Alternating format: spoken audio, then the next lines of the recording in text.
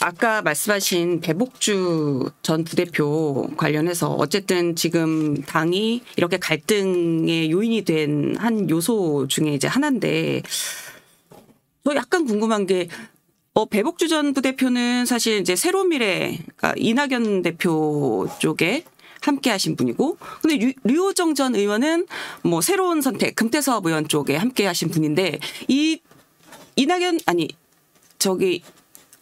이준석 대표가 본인이 주장해왔던 것들 중에서 배복주 전 부대표만 얘기한 건 아니에요. 이 생각이 다르다는 거를. 전장현 시위에 뭐 지지했냐 반대했냐 이거 다르죠.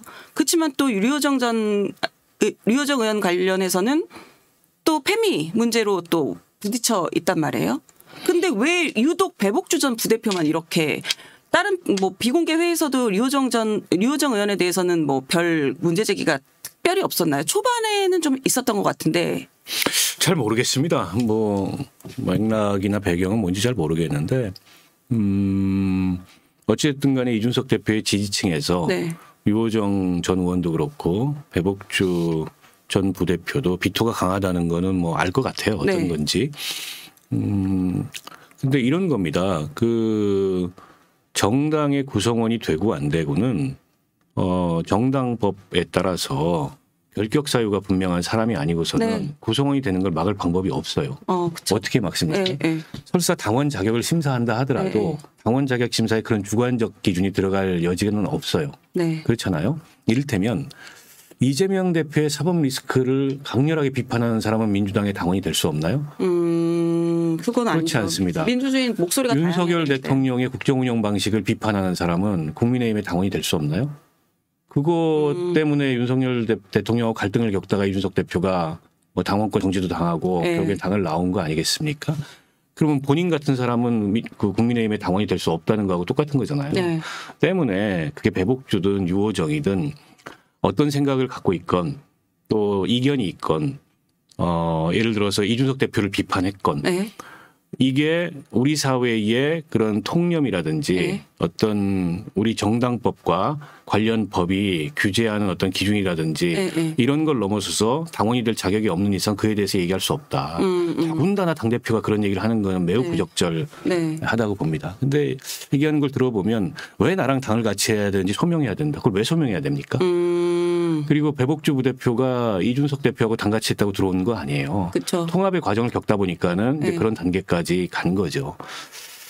보아하니 무슨 전향서라도 내라는 것 같은데 실제 전향서를 내는 사람들이 있더라고요. 아, 그래요? 과거에 이준석 대표를 비판했던 뭐 국민의힘에 있던 모 여성 당직자 같은 경우에는 낯뜨거운 전향서를 내는데 뭐 그런 걸 받아보고 만족스러운지는 모르겠으나 그런 거는 민주주의에서 있을 수가 없는 일이죠. 전향서를 받는다? 그런데다가 그 배복주 부대표가 비례대표에 도전할 가능성 뭐 있습니다. 개인이 피선거권이 있기 때문에 도전한다고 다 되는 거 아니잖아요. 누구도 그런 걸 보장한 적이 없습니다. 그러니까 저희 정의당에서 탈당한 분들이 가장 소수파예요. 이 새로운 미래에서도 누가 보장을 해줍니까? 보장 안 해줍니다. 그러나 피선거권을 갖고 있는 개인이 결격 사유가 없는 한 도전한다는 의사 자체가 잘못된 건 아니잖아요. 그게 죄는 아니잖아요.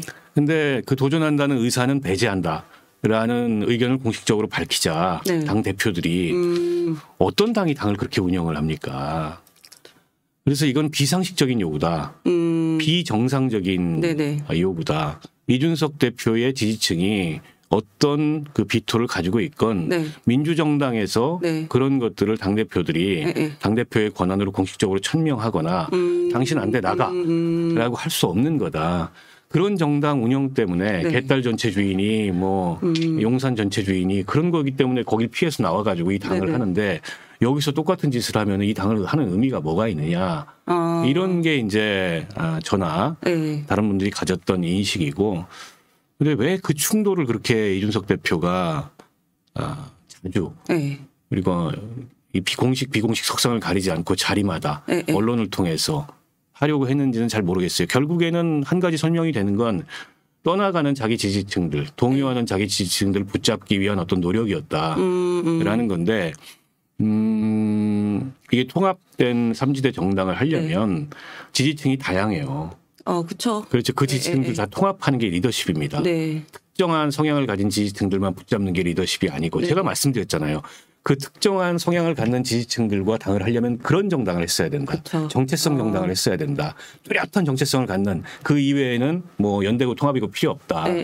저는 그런 정당을 하는 정당도 있을 수 있다고 생각해요. 네. 그러나 그런 어떤 생각을 가지고 있으면서 통합 뭐 예를 들어서 3지대 빅텐트 이렇게 얘기하는 거는 양두구육이다. 제가 이 말씀 드리는 거예요. 제가 그 왜 배복주 전 부대표랑 류호정 의원 얘기를 했었냐면 간혹 이게 이제 이 갈등의 원인으로 이제 주도권 싸움 얘기가 좀 나오는데 그러면 각 뭐 새로운 미래와 새로운 선택을 대표했던 얼굴에 가지셨던 분들, 그러니까 뭐 이낙연 대표랑 금태섭 전 의원의 존재감 차이가 그러니까 견제의 대상의 그 차이가 좀 있어서 더 그런 게 있었나? 아니 그러면은 뭐 실제 견제할 문제를 견제해야지. 네. 배복주를 견제하는 게 이낙연에 대한 견제가 되나요? 배복주하고 이낙연하고는 피가 섞인 적이 없어요. 정의당이었고 민주당이었고. 네. 이낙연 총리는 태어나서 배복주 씨라는 분을 만나본 적이 없어요. 아 그래요? 배복주 씨도 이낙연 총리를 만나본 적이 없고. 제가 그래서 이낙연 총리께 배복주 씨라는 분을 혹시 아시냐 그랬더니 네. 지난번 대선 때 내가 집이 종로인데 네. 그 종로 보궐선거에 출마하신 거를 네. 현수막을 통해서 봤다. 이름이 특이해서 내가 기억하고 그게 있다. 끝인 거예요? 그게 끝입니다. 아니 이런 상황을 그러면 이준석 대표도 알아요? 왜 모르겠어요?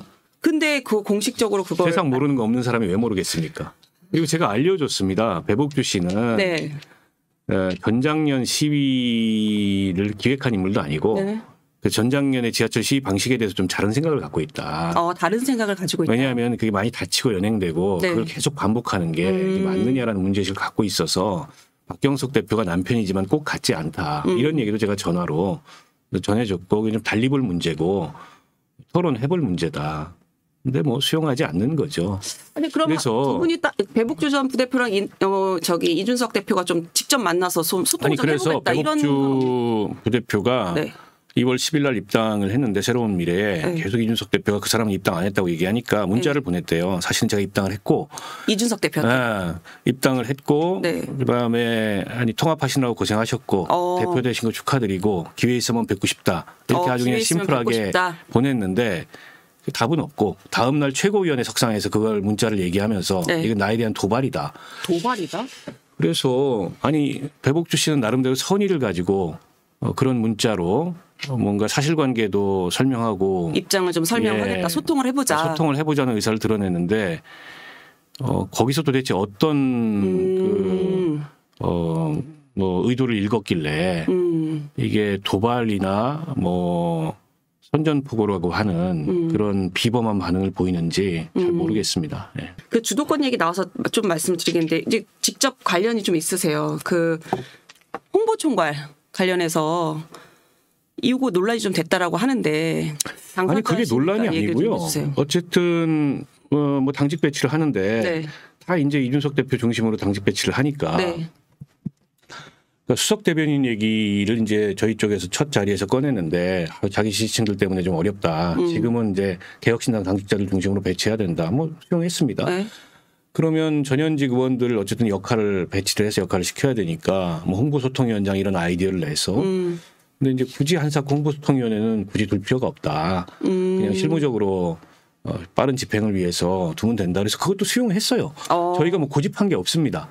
그걸 가지고 뭐 고집했다는 식의 얘기를 하는 것 같은데 전혀 고집한 적이 없어요. 저는 그 자리에 나가지도 않았고 김종민 의원이 나가서 얘기한 건데 네. 뭐 한두 번 얘기하다가 뭐 안 된다고 하니까 뭐 그럼 나중에 얘기해 봅시다. 이러고 끝난 거예요. 뭐 그걸 가지고 괜한 말을 만드는 거는 부적절한 것 같고 네. 아니 제가 무슨 홍보 소통을 총괄해야 되는 불타는 의지가 갖고 있지 않습니다. 그리고 저 정도 되면 네. 얼마든지 언론을 통해서 네. 제가 하고 싶은 얘기를 할 수 있기 때문에 특별한 당직을 맡지 않아도 네. 이 지금 새로운 미래나 혹은 뭐 개혁신당이 통합된다면 그것에 이제 이 총선을 앞두고 네. 여러 가지 활동에 기여할 수 있어요. 제가 뭐 굳이 그걸 맡아야만 역할을 할 수 있다고 제 스스로도 생각하지 않습니다. 그 이준석 대표도 모르지 않을 거예요. 그러니까 뭐 그런 얘기는 이제 뒤에 가서 뭐 이러저러하게 이 통합이나 합당이 결렬된 거에 대한 이제 책임론을 전가하는 차원에서 나오는 얘기들이지 저희 쪽에서는 전혀 중요한 문제라고 생각하지 않았습니다.